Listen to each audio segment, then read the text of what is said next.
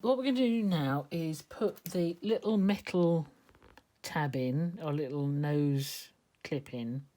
I know we've got it right way round, but it'll become apparent in a minute. We've got to find the middle, and I've drawn it out on here, how long that is. This is the template I had for the other mask, but I've got on here where the middle is and how far out it goes to each side. So what I want to do is on the top of the mask, make sure you get the top, not the bottom. On the top of the mask, the straighter bit, I want to put a little encapsulation piece across the top, and I need to see where to start sewing. So if I just mark it on here, again, I can do it on the inside with a pencil, or you could do it with a fabric pen, but I can just, when you get good at it, you'll be able to eyeball it. But I'm just going to start my sewing there, and I want my sewing to end approximately there. So if I put another little mark in here, what I'm going to do is try and fit that in whilst the thing's in the machine. Let's just see if we can do that. So I'm going to put a little stay down going.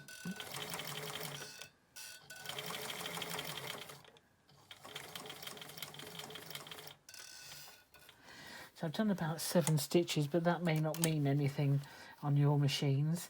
But I guess I've gone about a third of a quarter, more than a quarter, just over a third of an inch in. And I'm just going to sew round along the length here.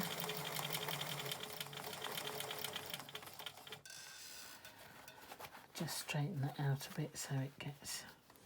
There's my mark here. So until I get to there. Leaving the needle down, I'm just going to raise that up and see if I can feed this in. She said, hopefully. I may need to faff with it just a little bit.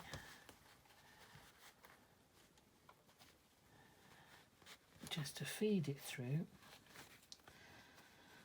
The last time I did it too far. I think that's about right. And I can feel there that I've got the aluminium piece is as far up as it's going to go. I may just do another stitch because I don't want to sew into the aluminium piece, otherwise I'll break my needle. And keep your fingers crossed. No, I haven't got into the aluminium bit.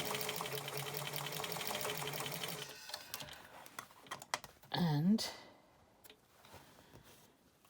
because I've doubled back and forwards, that should hold it in place quite nicely. There in place is the aluminium clip. These are the ends, they're still open. I'm going to cut off about 1 centimetre just because it makes it easier for sewing over the end. I'll do that at both ends. Just trim about 1 centimetre off. Make sure you don't cut the... there we go. Now what I'm going to do is fit the little elasticy bits in. The bungees are quite good because they can hold everything into place. So what I'm going to do is fold those sides in, and I want to fold them over about 1 centimetre. I can finger press that into place. Again with this, carry that seam on down, and fold it over. Manual dexterity is required.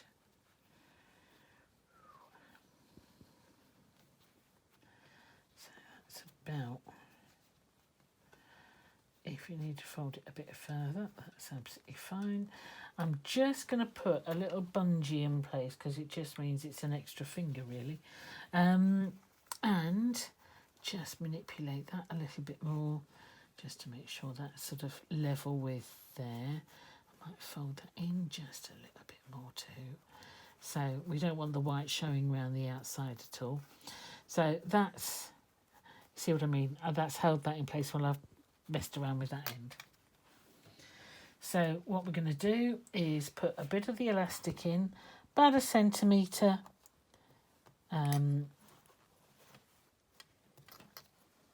overlapping inside. Just put the bungee on that. And I'm just going to lift that little bungee up and put about 1 centimetre behind here. So you can see I've got about 1 centimetre there. It's in place. It doesn't have to be too near the edge, but as near the edge as you can. I'm just going to clip that in place while I put it in the sewing machine. What I'm going to do is a straight stitch as near to the edge as possible, maybe 1/8 of an inch, so it's quite close to the edge. And what I'm going to do also is a stay stitch over the elastic so it holds it in place.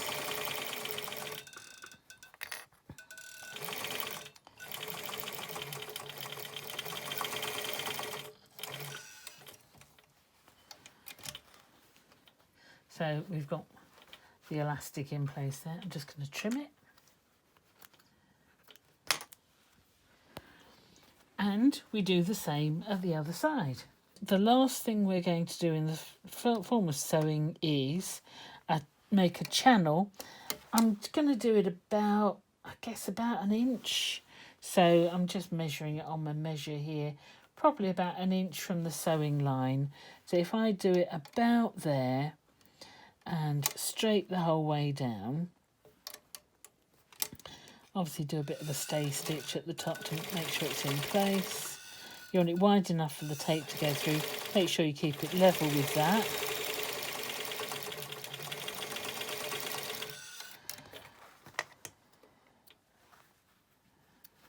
And I'll do the same the other side.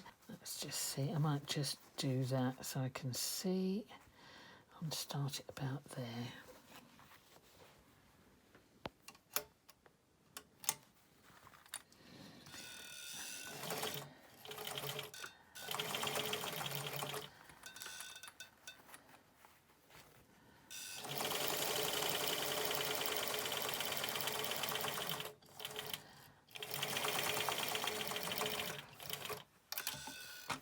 I have done this in cream cotton so you can see where my stitching is.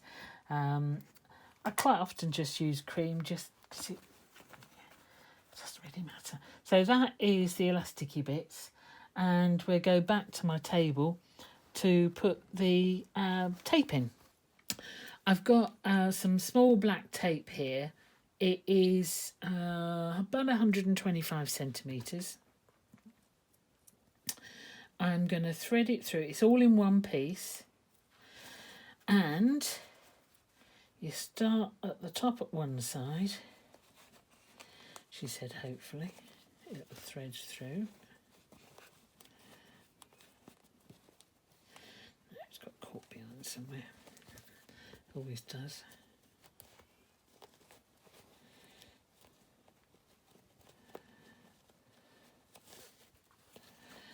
So that's your top, and we want that bit to stay in place.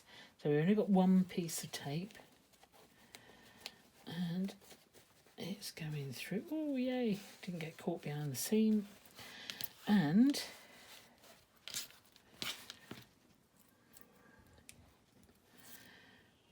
no, that wasn't supposed to happen. I'll just have to trim the excess off. Just one moment. I've just unravelled a bit.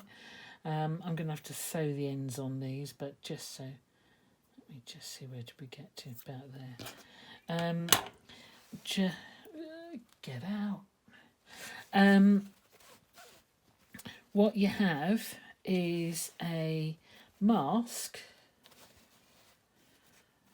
with a bit that goes over the back of your head, and that gets tied in a bow behind your head, and that's what the finished article looks like. I hope that's given you some idea of how to sew it.